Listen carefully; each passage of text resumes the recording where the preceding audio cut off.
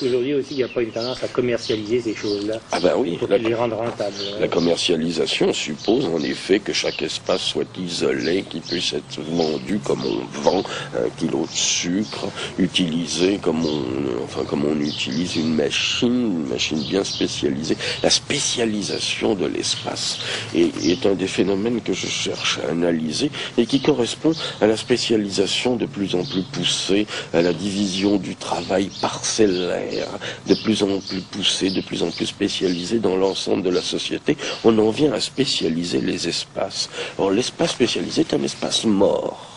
Parce qu'il n'est rempli que par une certaine activité à certains moments, et cette activité d'ailleurs se répète elle-même, et en dehors des moments où cette activité apparaît dans l'espace spécialisé, cet espace est perdu. Les bureaux, c'est comme ça. Les bureaux sont morts en dehors des heures où ils sont remplis, d'ailleurs où il se répète une activité qui est routinière, et ainsi de suite. Alors cette société comme ça s'enlise dans ses propres espaces spécialisés, fragmentaires, isolés les uns des autres. C'est pourquoi j'insiste beaucoup sur le sens extrêmement large que je donne au terme ségrégation. Vous êtes en train de faire le procès d'une science assez nouvelle qu'on appelle l'urbanisme, qui est justement l'organisation des espaces. Alors ça irait plutôt contre le désir populaire. La question de l'urbanisme est particulièrement délicate. Bon.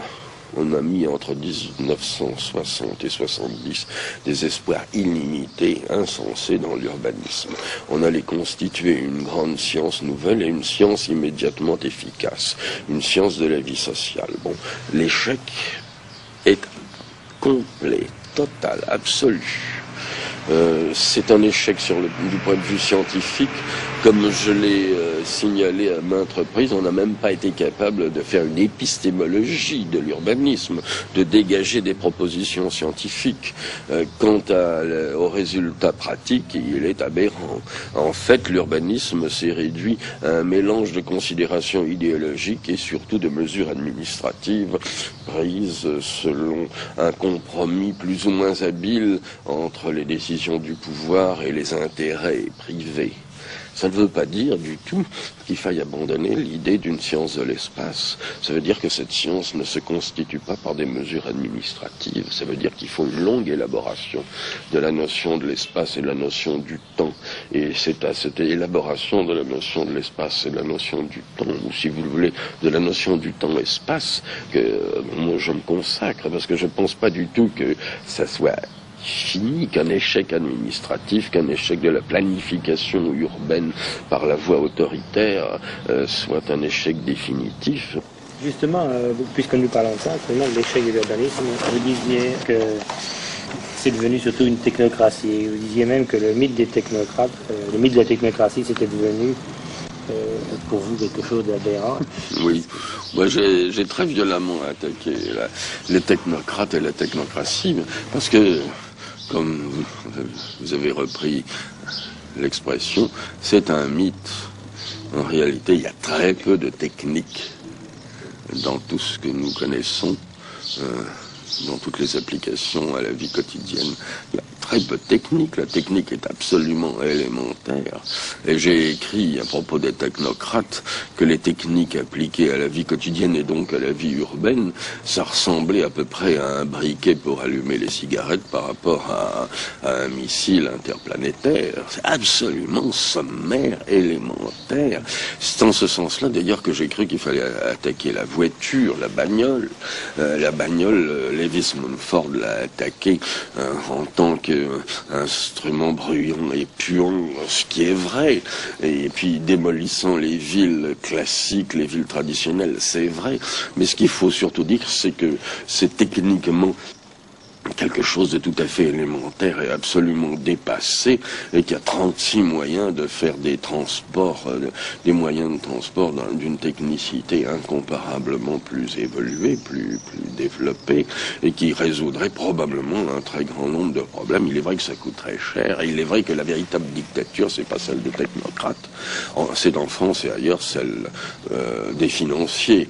C'est-à-dire que la technicité n'est rien du tout, et que les technocrates ne sont jamais mais que les serviteurs des financiers, soient privés, soit d'État. Alors on ne peut pas parler de technocratie. C'est une mauvaise plaisanterie, la technocratie.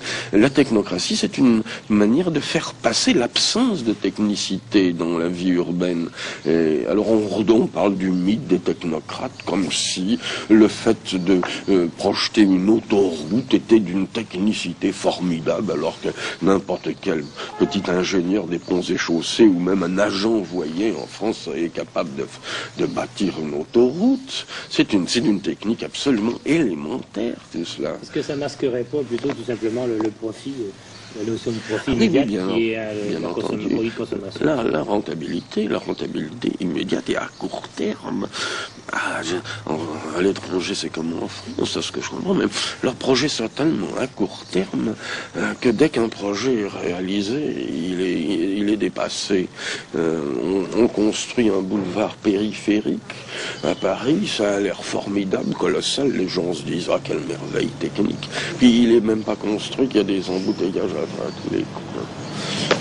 Vous n'avez pas l'impression que l'automobile, c'est elle qui a le plus justement brutalement changé les villes, justement, qui étaient assez structurées, assez Oui, mais l'automobile a tué les villes, elle a tué la vie urbaine, elle tue encore beaucoup plus que ça. C'est un instrument de déculturation et d'anti-civilisation extraordinairement efficace. C'est le type de l'objet que l'on présente comme objet de consommation durable et dont on aménage l'obsolescence de façon à ce qu'elle se détériore aussi rapidement que possible. Ça a l'air d'être universel. Comment se fait-il qu'on n'a pas trouvé autre chose? Eh bien, il faudrait, j'en m'en tiens à cette idée qu'il faudrait employer des techniques prodigieusement développées, mais je ne sais pas, les trottoirs roulants, les escalators, les véhicules sur coussin d'air, enfin toutes sortes de choses qui seraient beaucoup plus perfectionnées que l'automobile. À propos de cette faillite de l'urbanisme, vous dites que les urbanistes font plus d'esthétique qu'autre chose. Ils oublient, ils ignorent ce que c'est qu'habiter. Vous allez jusqu'à dire qu'on n'habite pas des lignes, on habite des logements, on habite... Ben oui, à tel point qu'on ne sait plus ce que c'est qu'habiter. On ne sait plus même ce que c'est qu'un espace habitable. Quand je veux expliquer cette faillite de l'urbanisme, j'avoue que j'hésite encore. Je ne sais pas quelles sont les causes essentielles. Je crois qu'elles sont tellement multiples qu'on a une certaine peine à les analyser. Et cette perte de l'idée ou de la représentation de l'espace habitable, de l'espace habité, de l'espace qui est l'œuvre d'une activité humaine aussi importante que le jeu, le rire, l'amour, le travail, et qui est l'habiter, la disparition de cette perception, à mon avis, fait partie des symptômes qui à la fois paralysent la connaissance et l'imagination et l'emploi d'une partie à notre disposition, à la disposition des architectes et des urbanistes, des techniques. Il y a là quelque chose de vraiment étonnant.